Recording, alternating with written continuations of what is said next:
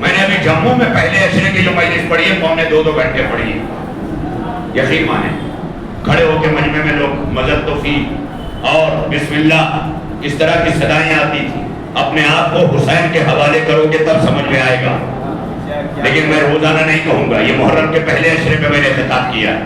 یا تمام چیزیں ہیں, اللہ نے نمازوں کا بھی وقت معین کیا ہوا ہے, لہذا اللہ جو ہے وہ جسموں کو بھی دیکھتا ہے اور دیکھ کر کہتا ہے اگر کھڑا نہیں ہو سکتا تو بیٹھ جا, بیٹھ کے نماز پڑھو. تو اللہ اتنی ہی تکلیف دیتا ہے جتنا انسان اٹھا سکے. اور اللہ کا وعدہ بھی ہے لا یکلف اللہ نفسا الا وسعها, اللہ کسی نفس پر اس کے برداشت سے زیادہ تکلیف نہیں دیتا. یہ اللہ کا وعدہ ہے. اور جس دن برداشت سے زیادہ دے دے گا نا تم خود ہی نہیں رہ جاؤ گے.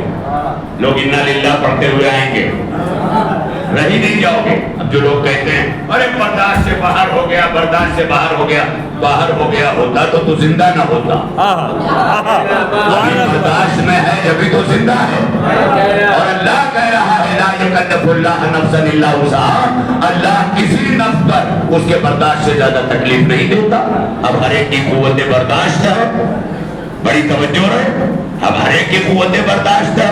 ہمیں علی کے علاوہ کوئی برداشت نہیں. یہ مسلمانوں کی قوت برداشت, یہ بھی برداشت, یہ بھی برداشت, یہ بھی برداشت, سب کو ہماری قوت برداشت الگ ہے. تو ارباب کرم ایک ہے دین اور ایک ہے شریعت. تو شریعت کو شریعت کی طرح سمجھو, دین کو دین کی طرح سمجھو. جب انسان مرتا ہے تو شریعت اس سے رخصت ہو جاتی. اب وہ مجبور ہے, محض ہے. اب وہ صرف اور صرف جو کچھ تم دو گے, اسی لیے کہتے ہیں کہ دنیا میں اولادیں ایسی پال کے جاؤ کہ جب دنیا سے رخصت ہو جاؤ تو تمہارے بعد وہ تمہارے لیے نیکیاں کر سکے. کیونکہ وہ راستہ بڑا مشکل ہے جس راستے پہ وہ گیا ہے. خالی اتنا ہی یاد کر لو نا کہ بچپن میں کس طرح انگلیاں پکڑ کے چلاتا تھا, کس طرح توڑ توڑ کے روٹی کھلاتا تھا, کس طرح لقمے بناتا تھا. یہ ساری چیزیں یاد کر لو اسی طرح. مگر مفتیوں کے بہکاوے میں نہ آنا کہ حسین پر قرآن پڑھنے لگنا. بہت سی جگہ پہ میں نے رواج دیکھا کہ صاحب قرآن خانی رکھی ہوئی ہے, کس کے لیے؟ شہدائے کربلا کے لیے. میں یہ کہتا ہوں امام حسین نے خود قرآن نو کے نیزہ پہ پڑھایا کہ جب شہید زندہ ہے تو اسے قرآن نہ پڑھو, شہید کا غم مناؤ. یہ مفتیوں نے بدعت نکال دی ہے تاکہ لوگوں کو محرم سے دور کر کے قرآن میں الجھا دیا جائے. اس سے ایک بات پتا چلی کہ صفین میں قرآن علی کے مقابلے میں آیا تھا, صفین کے بعد اب مفتی حسین کے مقابلے میں لا رہے ہیں. اتنا بڑا جملہ, لیکن کس طرح میں کہوں کہ کہاں گیا یہ جملہ. اس لیے اب میں آج بات کو پھر یہی روک رہا ہوں. انشاءاللہ اگلی 3 مجلسوں میں میری جتنی باتیں رہ گئی ہیں انشاءاللہ مجھے یاد رہ جائیں گی, میں اسے مسلسل کروں گا. آج اتنا کہوں گا کہ شہادت کے فوراً بعد نو کے نیزہ پر حسین ابن علی نے قرآن سنایا. اور اس قرآن سنانے کے راز بہت سارے ہیں, 1-2 راز نہیں. اس کے رازہائے سربستہ کو میرے جیسا طالب علم کیا بتا سکتا. جس طرح لکھنے والے علماء نے خود, کسی نے چوتھے امام سے پوچھا تھا مولا آپ کے بابا نے شہادت کے بعد نو کے نیزہ پر کون سے سورے کی تلاوت کی تھی؟ تو فرمایا تھا میرے بابا نے سورہ کہف کی تلاوت کی تھی. سورہ کہف, سورہ کہف اصحاب کہف کے واقعے سے بھرا ہوا. اصحاب کہف کون ہیں آیا کرو مجلسوں میں تاکہ سمجھ میں آ جائے کہ اصحاب نبی اور ہیں, اصحاب کہف اور ہیں. بڑی توجہ رہے, اصحاب نبی اور ہیں, اصحاب کہف اور ہیں. اصحاب نبی میں لوگ نبی کو چھوڑ کر چلے گئے, لیکن اصحاب کہف کا کتا چھوڑ کے نہ گیا.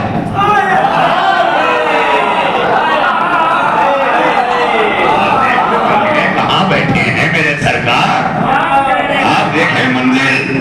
لہذا اللہ نے اس پورے واقعے کو اور سورے کو عجیب و غریب سورہ کہا ہے. مولا نے فرمایا کہ اللہ کہہ رہا ہے اِنَّا أَصْحَابَ الْكَهْفِ وَالرَّقِيمِ, بے شک جو میرے اصحاب کہف ہیں. اصحاب کہف کہتے ہیں غار کو, یہ غار میں پناہ لیے ہوئے ہیں.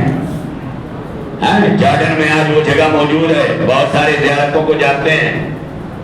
اصحاب کہف اور رقیب، رقیب کہتے ہیں تختی کو، تختی پر ان کے نام لکھ کر اس زمانے کے بادشاہ نے غار کے دہانے پہ رکھ دیا تھا، اس لیے قرآن نے ان کو اصحاب کہف اور رقیب سے یاد کیا۔ اور جب امام علیہ السلام سے پوچھا گیا مولا آپ کے جد نے سورہ کہف ہی کی تلاوت کیوں کی؟ 114 سورے ہیں قرآن میں، کوئی بھی سورہ حسین پڑھ سکتے تھے، اس کے لیے سورہ کہف کا انتخاب کیوں کیا؟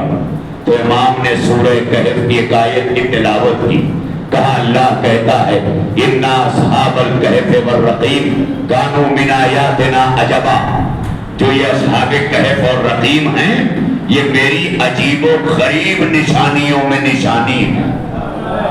یعنی امام نے عجیب و غریب کہا، اور کہا جب یہ عجیب و غریب قصہ سنایا جاتا ہے تو لوگ مہو ہو جاتے ہیں، محویت ان کی۔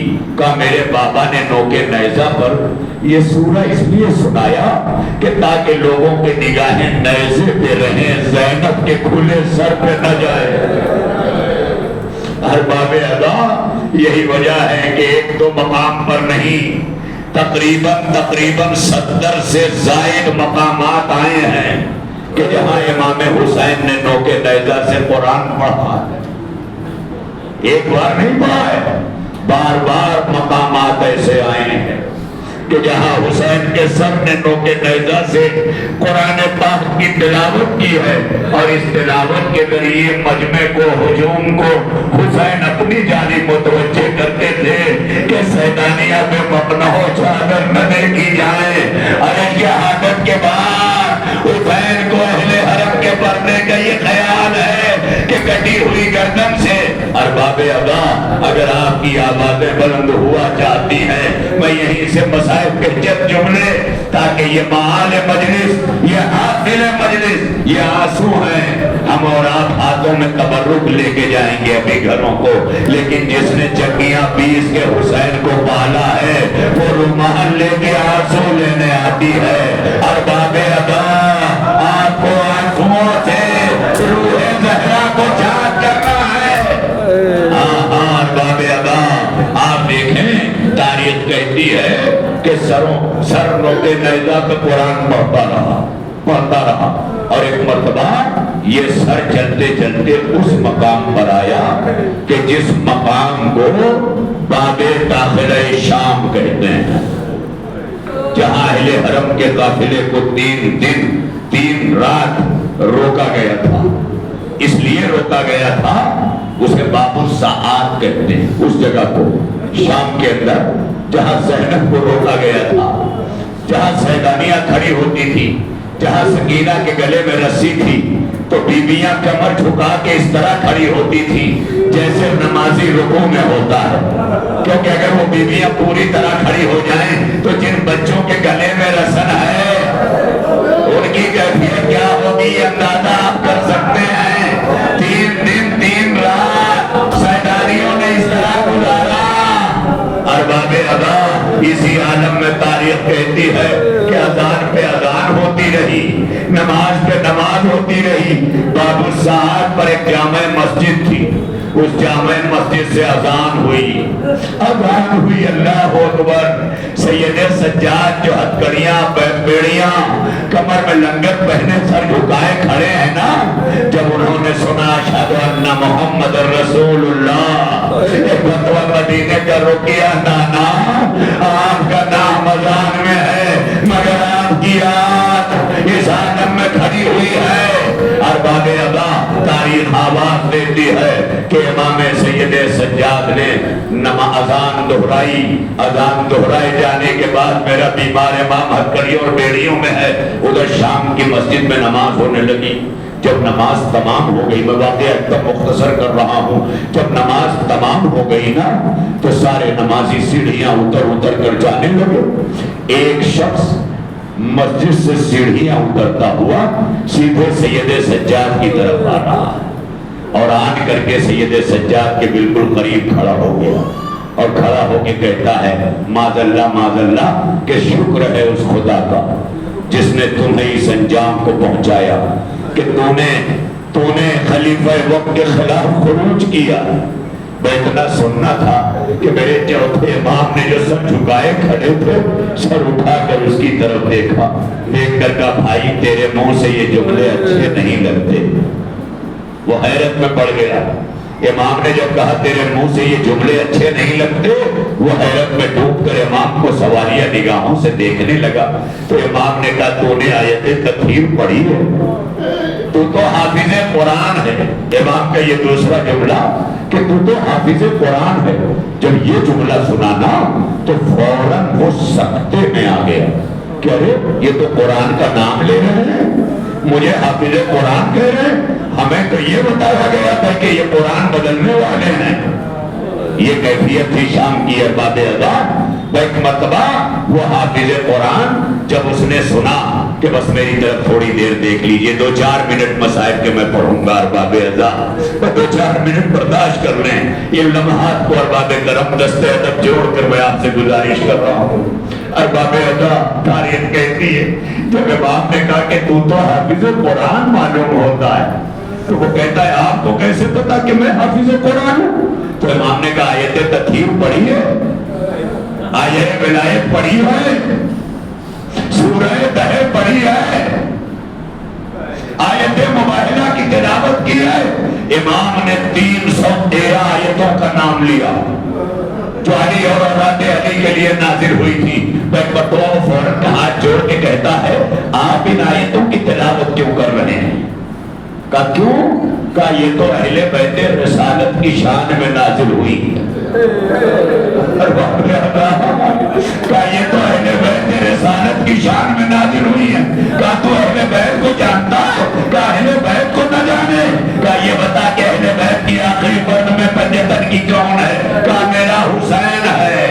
جیسے حسین کا نام سنا سید سجاد نے نو کے نیزہ کی طرف اشارہ کیا, بابا کا سر قرآن پڑھنے لگا. ارباب ادا جب سر حسین سے تلاوت سنی تو ایک مرتبہ قدموں میں آ کے گرا, کہتا ہے آقا میں نہ پہچان سکا آپ کون ہے؟ کہا میں اسی حسین کا بیٹا سید سجاد ہوں. کہا ان ناموں میں بیویاں کون ہے؟ کہا یہ نبی کی نوازیاں ہیں, فاطمہ کی بیٹیاں ہیں. وہ کہتا ہے آقا ایک کرم کر دیجیے مجھ پر. کہا کیا جاتا ہے؟ کہا راستے میں میں لیٹ جاتا ہوں, میرے اوپر سے ڈاکے گزار دیجیے تاکہ میں حشر کے میدان میں رسول اللہ سے کہہ سکوں میں نے آپ کی بیٹیوں کا تماشا نہیں دیکھا, میں نے زینب کا تماشا نہیں دیکھا. ارباب ادا امام نے سر جھکا لیا, سر حسین قرآن پڑھتا. اللہ لعنت اللہ علی القوم الظالمین.